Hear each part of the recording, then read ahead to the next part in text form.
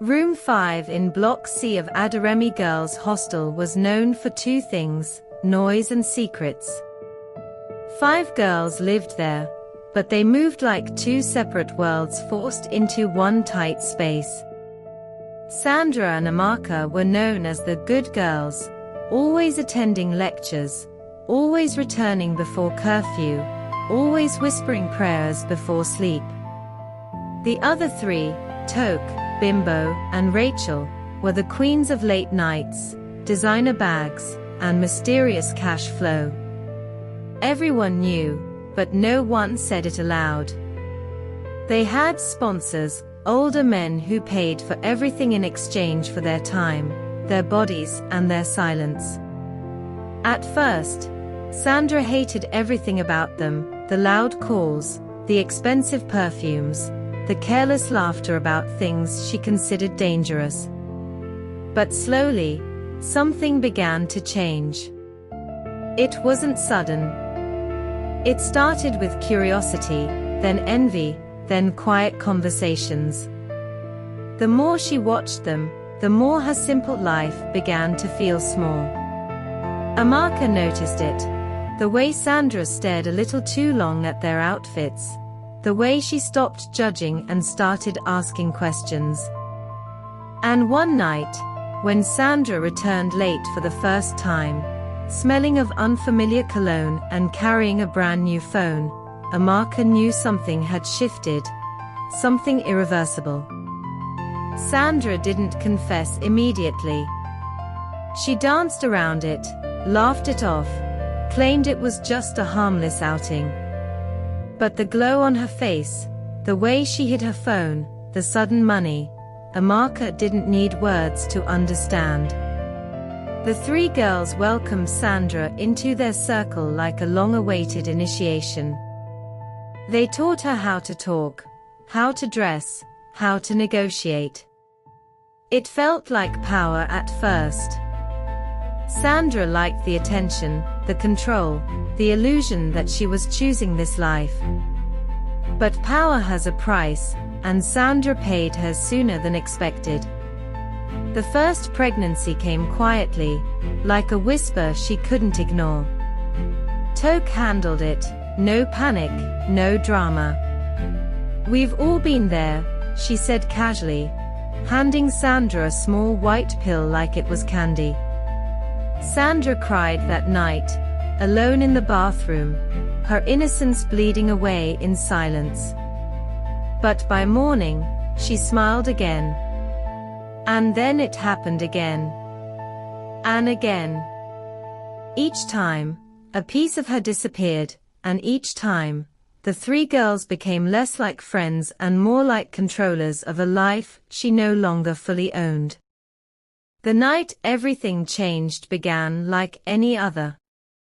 Music played softly, laughter echoed through the room, and a bottle sat in the center of their circle. Sandra looked tired that night, different. There was a heaviness in her eyes that even makeup couldn't hide. She had tried to pull away recently, tried to return to her old life, but the 3 girls wouldn't allow it. "You're one of us now," Rachel had said, her smile too tight to be comforting. When they handed Sandra the drink, she hesitated.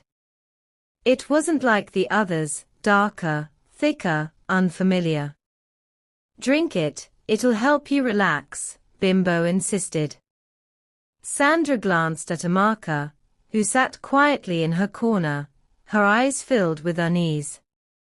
Something felt wrong. But Sandra, already too deep, raised the glass and drank. The room fell silent as she swallowed. Minutes later, she clutched her stomach. Then her throat. Then the floor. Her body convulsed violently, her eyes wide with terror as she tried to speak, but no words came. And as her breathing slowed, the silence became permanent. Panic erupted instantly. Toke dropped the glass, Bimbo screamed, Rachel paced like a trapped animal. "What did we give her?" Bimbo cried. But no one answered. Because deep down, they all knew this wasn't an accident. It was control gone too far. Sandra had become a liability, a threat to their secret world. And now, she was dead. Amaka watched everything from the shadows, her heart pounding so loudly she thought they could hear it. She saw the fear in their eyes, the guilt they tried to bury under quick decisions. We can't report this, Toke said finally. We'll be finished. And just like that, they agreed. They wrapped Sandra's body in a bedsheet, carried her out under the cover of night, and made her disappear. But they didn't see Amaka's trembling hands. They didn't see the silent tears running down her face. And most importantly, they didn't realize she had seen everything. Days passed. Then weeks. And yet, Sandra didn't seem gone. Her phone remained active. Every time her parents called, one of the girls would answer, mimicking her voice, laughing, giving excuses. School is stressful, I've been busy, I'll call later. It became routine. Almost normal. Too normal. But something strange began to happen. Sometimes, the phone would ring when no one touched it. Messages would appear, unsent, unread, unexplained. One night, at exactly 2:13 a.m., Sandra's phone rang. Toke picked it up, annoyed. But the voice on the other end wasn't her mother. It wasn't anyone human. It was faint, broken, whispering. And it said only one thing. I'm still here. Amaka knew the truth, but she said nothing. Not because she was weak, but because she was waiting. Watching. Planning. She moved carefully, pretending ignorance, pretending fear. The three girls believed she was clueless, harmless. But behind her silence was something darker, a storm slowly building. She started collecting pieces. Conversations. Lies. Mistakes. She noticed how their stories didn't match, how they avoided certain questions. And then she made her first move. She began recording them secretly. Every confession, every slip. She was building something bigger than revenge, something final. Because she didn't just want them exposed, she wanted them destroyed. Sandra's mother wasn't convinced. Something felt wrong. The calls were too short. The voice, too forced. A mother knows. And she knew. Against her husband's advice, she decided to visit the school. I need to see my daughter, she said, her voice shaking with something deeper than worry. When she arrived, everything unraveled quickly. Sandra hadn't attended classes in weeks. No one had seen her. No one knew where she was. Panic spread like wildfire. The hostel was questioned. The girls were nervous, but they stuck to their story. She travels sometimes, they said. But Sandra's mother wasn't listening anymore. Because in her heart, she already knew her daughter was gone. Amaka made her move that same night. She laced Bimbo's drink, not with poison, but with something that would make her hallucinate.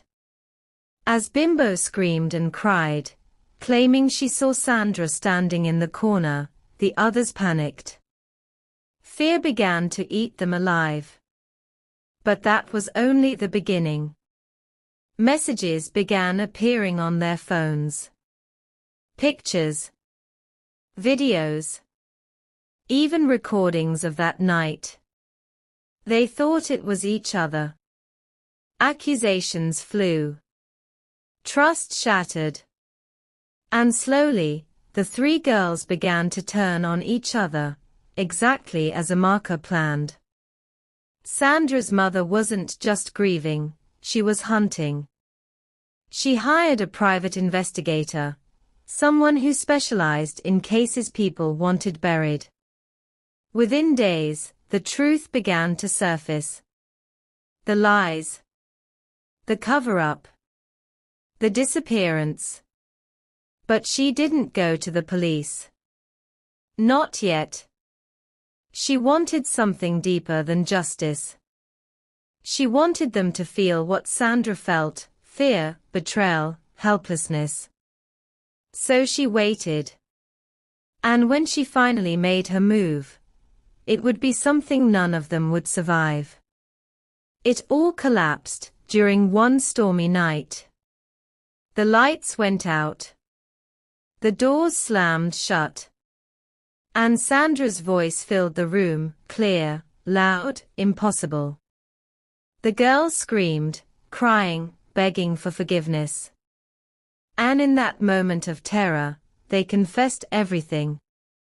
But the voice wasn't a ghost. It was a marker. Hidden, watching, recording.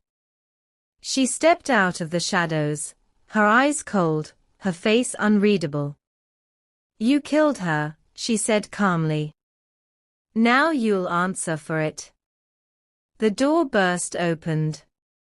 Every head turned as Sandra's mother stepped inside room 5, her presence heavier than the storm outside. She didn't look broken. She looked prepared. Her eyes moved from one girl to another, resting finally on Amaka. And for a long moment, no one spoke. "I've been listening," she said quietly, lifting her phone. The room froze. Amaka's heart skipped. "What do you mean, listening?"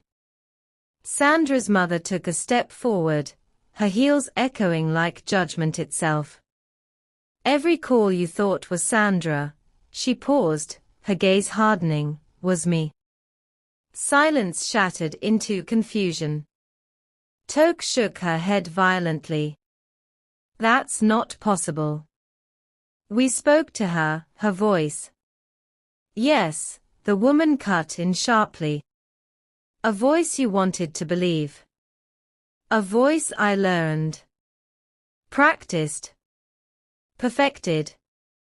Her lips trembled, not from weakness, but from restrained rage. "I knew something was wrong the moment my daughter stopped sounding like herself. So I started recording your calls. Studying them. And then I became her." Amaka stepped back slowly, realization crashing into her chest. All those strange calls, the timing, the tone, it wasn't a ghost. "I needed you to feel safe," Sandra's mother continued. "Safe enough to be careless. Safe enough to slip." She lifted another device, Amaka's recordings. "And you," she said, turning to Amaka, "you gave me the rest." Amaka's throat tightened. "I was trying to expose them." "Yes," the woman said softly. "But not soon enough." That landed like a slap. "While you were planning revenge," she continued, "my daughter was already buried like she never existed." The storm outside roared louder, as if the sky itself agreed. "And now," she said, her voice turning cold, "you will all face the truth, together." The police sirens came, but not in panic, in certainty. By the time they arrived, everything had already been laid out. The recordings. The confessions. The lies carefully stitched together, and then violently torn apart. Toke, Bimbo, and Rachel didn't fight anymore. They couldn't. Their own voices had betrayed them. But the biggest shock wasn't their arrest. It was a marker. As the officers began to take the three girls away, one of them stopped in front of her. "You'll need to come with us as well." The room went still. Toke let out a broken laugh. "You too?" Amarka's eyes widened. "No. I didn't kill her. I was trying to." "To what?" Sandra's mother asked quietly. Amarka turned to her, desperate. "I was gathering evidence. I wanted to expose them properly." "You wanted the perfect moment," the woman interrupted. "While my daughter's body grew cold in the ground." The words crushed the air out of her lungs. The officer spoke gently, but firmly. "You withheld information in a murder investigation. That makes you part of this story, whether you like it or not." Tears streamed down Amarka's face now, not loud, not dramatic, just heavy. I thought I could fix it." Sandra's mother stepped closer, her expression unreadable. "Some things are not meant to be fixed," she said. "They are meant to be stopped." As Amarka was led away, her eyes fell on Sandra's empty bed. For the first time, it didn't feel haunted. It felt final. Moral lesson: choices have consequences. Silence can be just as deadly as action. And no matter how deep you bury the truth, it always finds a way to rise.